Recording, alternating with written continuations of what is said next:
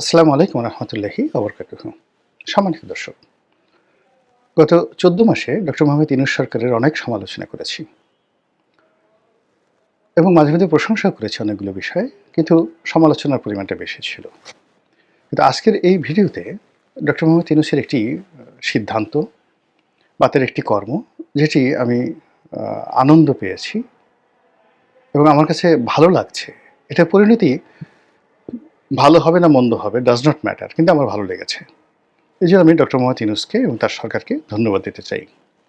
এর কারণ হলো এই প্রথম ১০০ বছরের ইতিহাসে দিল্লির বিরুদ্ধে এই বাংলায় বসে কোনো একজন মানুষ তার মেরুদণ্ড সোজা করল, দিল্লির চোখে চোখ রেখে কথা বলল এবং ১৪টি মাস বা ১৫টি মাস ধরে দিল্লির সঙ্গে টেক্কা দিয়ে এখন পর্যন্ত টিকে আছে।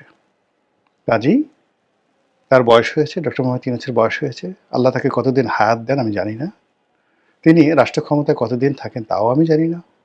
পরবর্তীতে যারা আসবেন রাষ্ট্র ক্ষমতায় তারা তার এই জিনিসগুলো স্মরণ করবেন কিনা তাও জানি না, কিন্তু একটা সময় আসবে যে হয়তো ডক্টর মোহাম্মদ ইউনূসের অনেক ব্যর্থতা আছে, অনেক সমালোচনা আছে, অনেক ত্রুটি আছে, কিন্তু তিনি এত কিছুর পরেও সর্বশক্তি নিয়ে দিল্লির বিরুদ্ধে রুখে দাঁড়িয়েছিলেন, দিল্লির চোখে চোখ রেখে কথা বলেছিলেন এবং দিল্লির সকল চেষ্টা, বাংলাদেশ বিরোধী সকল চেষ্টাকে তিনি চ্যালেঞ্জ জানিয়েছিলেন।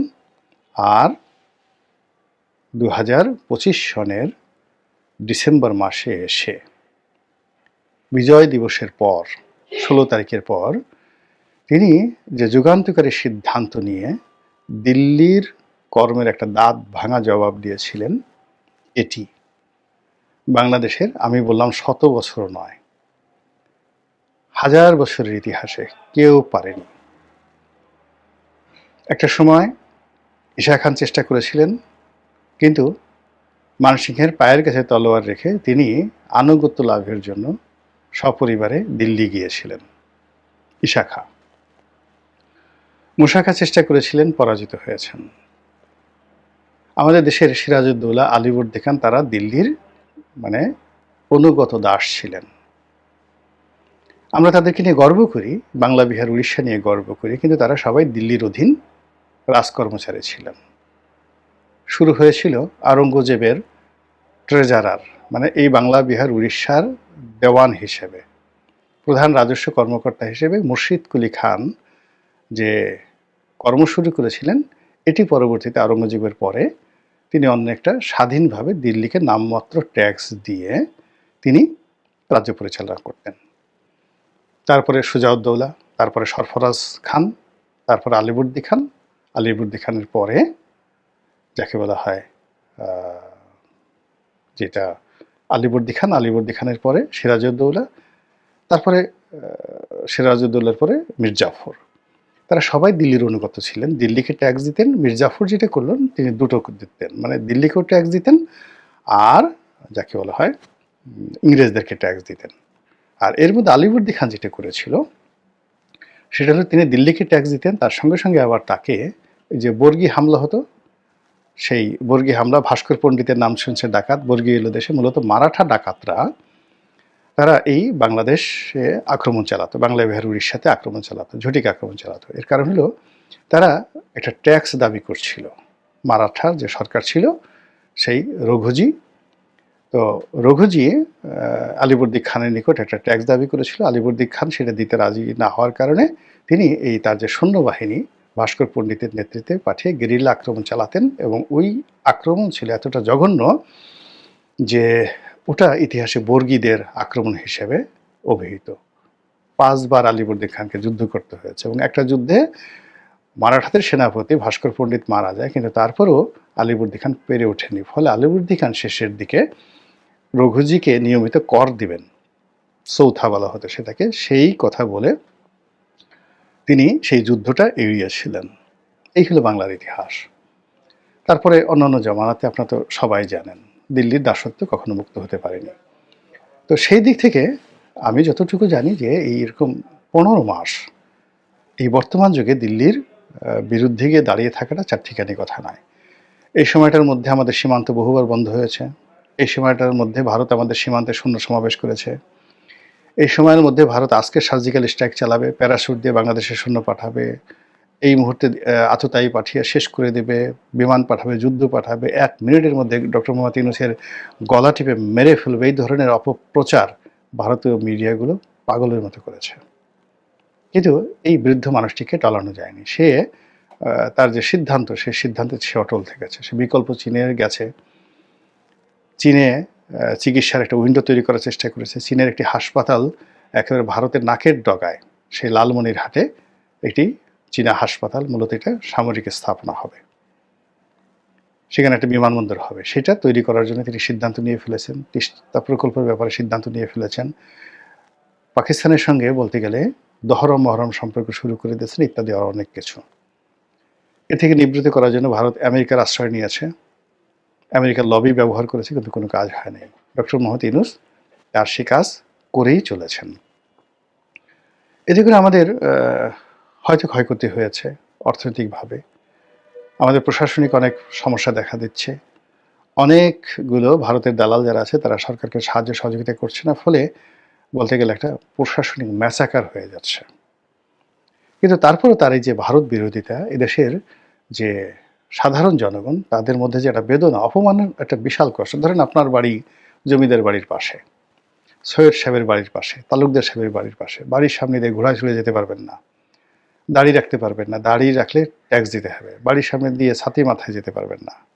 এই জিনিসগুলো তো অহরহ হচ্ছে। তো ভারত আমাদেরকে আসলে এই স্বাধীনতার পর থেকে আজ পর্যন্ত এই অপমানজনক আচরণ তারা আমাদের সঙ্গে করে আসছে। যখন আমাদের দরকার, আমাদের নেতা নেত্রীদেরকে তারা ডাকবে, আমাদের সেনাবাহিনীর প্রধানকে ডাকবে, ডেকে নিয়ে তারা 111 করে ফেলবে, তারপর তাদেরকে ঘোড়া উপহার দেবে। মঈনুদ্দিনকে এমন ঘোড়া উপহার দিচ্ছে, মঈনুদ্দিনের যে উচ্চতা ছিল, তিনি সম্ভবত 5 ফিট 4 ইঞ্চি ছিলেন, ঘোড়ার উচ্চতা 6 ফিট, এরকম ঘোড়া তাকে দিয়ে দিয়েছে, 8টা ঘোড়া দিয়ে দিল। এই কাজগুলো ভারত করেছে। আবার যখন প্রয়োজন ফুরিয়ে গেছে, মুহূর্তের মধ্যে একেবারে পশ্চাৎ দেশে লাথি দিয়ে দালালদেরকে তাড়িয়ে দিয়েছে। এই প্রথম ভারত শেখ হাসিনাকে আশ্রয় দেওয়ার মাধ্যমে এই কৃতজ্ঞতা প্রকাশ করেছে ভারতের ইতিহাসে। This is the first time. কিন্তু এর বাইরে ভারত কখনো, এমনকি তারা বঙ্গবন্ধুকেও রক্ষা করতে আসেনি। তারা জিয়াউর রহমান সাহেবকে ক্ষমতাচ্যুত করেছে, তারা এরশাদের পুনর্বাসনের চেষ্টা করেছে, কিন্তু এরশাদকে জেল থেকে বাঁচাতে পারেনি। তো এইরকম আর কি ভারত। তো সেই ভারত গত 15 মাস ধরে তাদের যত মেশিনারিজগুলো রয়েছে, তাদের প্রোপাগান্ডা মেশিন, তাদের ফাইন্যান্সিয়াল ইনস্ট্রুমেন্ট, তাদের ট্রেড অ্যান্ড কমার্স, তাদের ভিসা নীতি থেকে শুরু করে আর অনেক কিছু, সব কিছু ডক্টর মোহাম্মদ ইউনূসের বিরুদ্ধে ব্যবহার করেছে। এরপর বাংলাদেশের মধ্যে নানা রকম মব তৈরি করা থেকে শুরু করে অনাথ সৃষ্টি তৈরি করা, এগুলো তো আমরা স্পষ্ট বুঝতে পারি যে এগুলো ভারতের কর্মকাণ্ড। এবং এখানে ভারতের যে সকল পত্রপত্রিকা রয়েছে, সাংবাদিক রয়েছে, তাদের মাধ্যমে নানা রকম প্রচার চালিয়ে এই ডক্টর মোহাম্মদ ইউনূসকে বিপর্যস্ত করার চেষ্টা করেছে। এবং সর্বশেষ দেখা গেল যে তারাই হয়তো, আই ডোন্ট নো, ভারতীয় দূতাবাসে যে সকল ছেলেরা গিয়েছে মব করার জন্য, এর সঙ্গে ভারতের সংযোগ আছে কিনা একমাত্র ভারতই জানে, কিন্তু এরপর তারা ভারতের ভিসা বন্ধ করে দিয়েছে। আর উল্টো এই ঘটনাকে উপলক্ষ করে তারা দিল্লিতে, আগরতলাতে, যাকে বলা হয় মণিপুরে, মুম্বাইতে ভারত বাংলাদেশের যে কনসুলেট অফিস রয়েছে এবং দূতাবাস রয়েছে, সেখানে তারা বিক্ষোভ প্রদর্শন করেছে খুবই নোংরাভাবে। এবং সেখানে ডক্টর মোহাম্মদ ইউনূসের কুশপুত্তলিকা দাহ করা হয়েছে, তার ছবিতে তারা নানা রকম জুতো মারা থেকে শুরু করে নানা রকম অসম্মানজনক আচরণ তারা করেছে, এবং সেগুলো আবার ইন্টারনেটে তারা ছড়িয়ে দিয়েছে। তো এরই প্রেক্ষিতে ডক্টর মোহাম্মদ ইউনূস সেই ভারতের যে রাষ্ট্রদূত, তাকে ডেকে পাঠিয়েছেন। এটা নজিরবিহীন। এর আগেও তিনি একবার ডেকে পাঠিয়েছিলেন, এটা দ্বিতীয় তাকে ডেকে পাঠানো হলো। আবার একই সঙ্গে তিনি ভারতীয়দের বাংলাদেশে আগমন ভিসাটা বন্ধ রেখেছেন দিল্লি থেকে, তারপর আগরতলা থেকে, মণিপুর থেকে এবং মুম্বাই থেকে কোনো ভিসা ইস্যু হচ্ছে না। কলকাতা থেকে ইস্যু হচ্ছে কিনা আমি বলতে পারবো না। তো এই যে একটা অবস্থা তৈরি হয়েছে, এবং সেই অবস্থা এখনও পর্যন্ত ডক্টর মোহাম্মদ ইউনূস ভারতের কাছে নাক খত দেননি, মাথা নত করেননি। এবং তিনি এই যে ভারতীয়দের ভিসা যে বাংলাদেশ বন্ধ করে দিতে পারে, এটা বাংলাদেশে কিন্তু এই ঘটনা আগে কেউ কল্পনাই করতে পারেনি।